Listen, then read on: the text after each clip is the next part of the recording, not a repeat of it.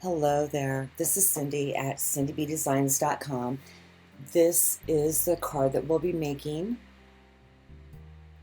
and I think I figured out my voiceover lag time, and I'm going to wing this. I'm doing this voiceover 10 days after the fact, and like I said, I'm going to wing it. We're going to be using To a Wild Rose. That is the card that I made first, but I wanted to pull that gray panel out, and with my software issues, I had wanted to do this video live. That was my intention, and I talk with my hands, and you're seeing that. And then later on down the line, I give it up and don't talk with my hands. So we have To a Wild Rose, and that is what we're using along with the coordinating die cuts. And our sentiment is going to come from A Wish for Everything. Great sentiment stamp set. There's two sets to it. I just pulled out one, and I think I was talking about here when I put my stamps together how I put them in order on the front of the case because I'm erotic like that. And yeah, then I remember going into the storage, my stamp storage, because I have two hands now, and how I store extra stamps and die cuts that I overdo in that 3.5 by 5 expandable pocket that we have. So I'm moving on. There's our colors, and I forgot what they were right now, but there is a supply list and everything like that with the measurements. And I did do a little pre-die cutting with the wishes because you've seen me stack the dies before. So on this one, I'm going to do some stenciling work, and that is from Party Patterns. That stencil is. I'm taping my Whisper White down to a piece of cardstock. I'm putting the stencil on, and then another piece of tape. I'm sorry, I'm trying to get through this. Another piece of tape, and I have an old olive dauber there with some ink on it, and I was scribbling it out because I want to get more to a pear pizzazz color. So I'm really lightly just going over it, kind of from the left up to the top right. And I'm going to lift it up, see how it worked out, and that's exactly what I wanted. And now I'm just going to, there you go, get all that set aside. I am pulling in my cardstock. Okay, now it's coming back. I'm doing this like tone on tone on tone embossing. So I have the cardstock, Calypso Coral in Mint. That color cardstock, I'm using the same color ink, gotta use your embossing buddy, and I'm laying down the color. And then what I'm going to end up doing is sprinkling clear embossing powder over it and then heat setting it, and that really intensifies the color that you get. And just, you can go places with this because if you kept stamping on your Stamparatus and really built up that color, you could get some really great ombre effects from that. And I keep my embossing powder just in a little Rubbermaid with a spoon, and that's what it looks like. I take it off screen, pull it back in, and that's what it looks like embossed. And that is such a beginner technique that I think a lot of times we forget how simple it is, but yet we have some great results. So I'm bringing in the Big Shot, and I'm going to get these die cut out. And this is the first time on film that I've used the new style die cuts, and they pop right on top. You don't have to center your outside lines to make sure that you get the same even margin all the way around. What Stampin' Up! Did was we made the lines, we adjusted them to where it goes perfectly over the outside that you can see.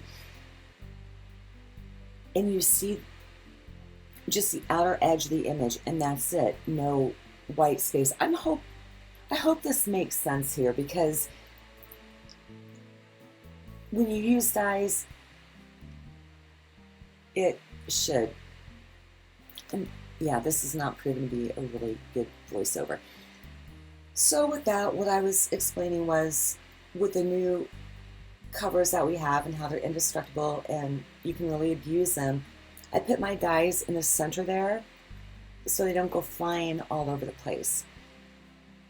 We have a balmy blue A2 top folding, and I'm just arranging my flowers right now in the foliage on the back. What I do a lot of times with that, or I've started to do, is when I have something that big, and instead of layering on all the dimensionals, I will just get some regular Scotch tape and put a small piece on the back, because any kind of adhesive is going to stick really well to that. And it helps me out with the dimensionals, because when you put too many on, it just gets really stiff. I put them on in the obvious places first, and then I'll put down the image and peek it up and sneak up underneath a little bit to see where I need to put some more. I'm putting dimensionals on the back of the image panel now.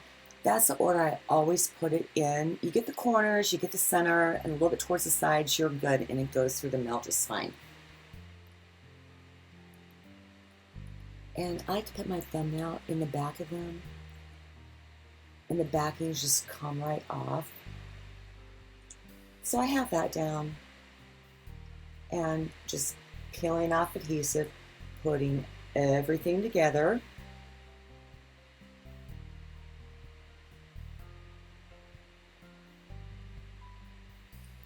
And now we are moving on to getting up that little sentiment banner along with that die cut. So I've already prepped up my Stamparatus and everything, and I checked again just to make sure that it was lined up, because those little stamps, when they're on foam, they can be tricky. So I was happy with how dark my impression turned out, and that's why I keep those little white strips of paper too, because they're good for that.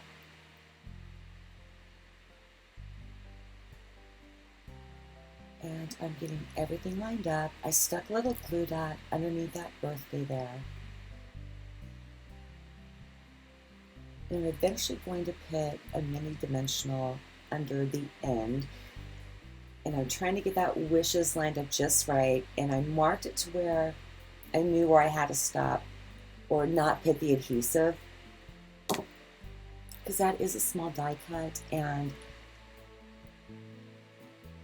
with the colored cardstock and that kind of tone on tone, I don't want to risk any kind of shine going over that way.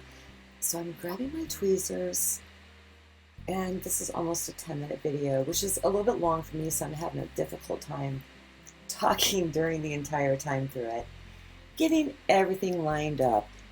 The E and the S, I do have glue up there. I had to hold it down for a couple minutes because that's the only place on the die up there where I do have the adhesive. I am pulling in some metallic dots there. That's what I'll call them, metallic dots. Normally I do 3. This time I decided to do 5 because I had a little bit more white space than I wanted to have. So that is pretty much it. That is our card. I think what I'm going to start doing is featuring Paper Pumpkin the last Saturday of every month, because you have to order your kit, and it's a month by month thing or whatever. You have to order it by the 10th, and then you get it in the mail.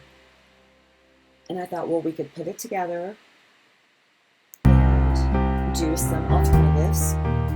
I'll go back to my card. Sorry. That is the inside of the old card I brought in. I want to say beautiful you. And I will do this again too, a voiceover 10 days later, but I figured it out. It was important to get it up. Thank you for joining me. I will see you Saturday. God bless. Have a fantastic week.